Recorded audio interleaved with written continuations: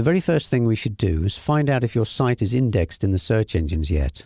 You may know this already, but if not, go to Google and search by typing the word site followed by a colon and then your site's domain name. No spaces anywhere. Just site domain name. For instance, site:2treesoliveoil.com. Press enter or click the search button and Google will show you a list of pages it has indexed on the specified site. Look up here and you can see how many pages Google has indexed. In this case, you can see that Google has 85 pages in the index. This can be useful to know, but at least it can give you a goal. If you've got 100 pages on your site and Google's indexed 5, clearly you have a problem.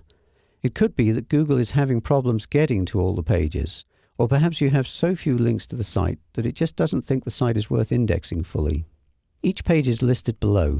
The first line, the link, comes from the page's title tag, and the text below is usually, though not always, from the description meta tag. We'll talk about these items in a later video. In fact, I often use the site:/search syntax as a way to not only find out what pages are indexed, but to get a quick look at what the title and description tags look like. Below, you'll see the URL of the web page, and you'll also find a little cached link. Click that link to view the page that Google has cached, that it has saved. The cache is a stored page, a copy of what the page looked like the last time Google crawled the page. You can see up here, in fact, the date and time that Google grabbed the page last. The Google cache can be very handy for seeing what a page looked like in the recent past. I've helped clients recover damaged or lost web pages, for instance, by pulling a copy from the cache. The site:/domain name syntax also works on Bing, as you can see here.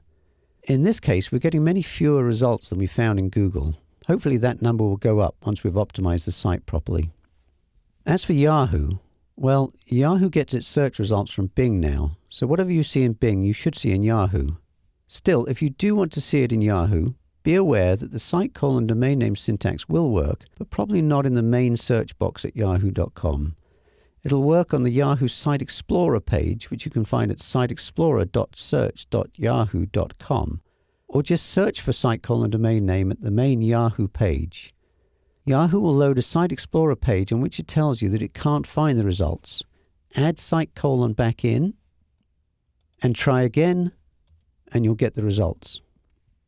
So what if you can't find your site in the search engines? First, check the syntax. Did you type site:/domain name properly? Remember, no spaces. If you're typing it correctly though, and still nothing is found, what's going on? There's a slight chance that a problem with your robots.txt file could stop your site being indexed. A small typo can kill your site. Robots.txt is a file in the root of your website that provides instructions to web bots such as search engine spiders. This text is common. It simply tells spiders to stay out of the CGI bin directory. This tells robots that they can index the entire site. This, however, tells the search engines to stay out of the entire site, so a tiny change can kill your site in the search engines. It doesn't happen very often, but I have seen it.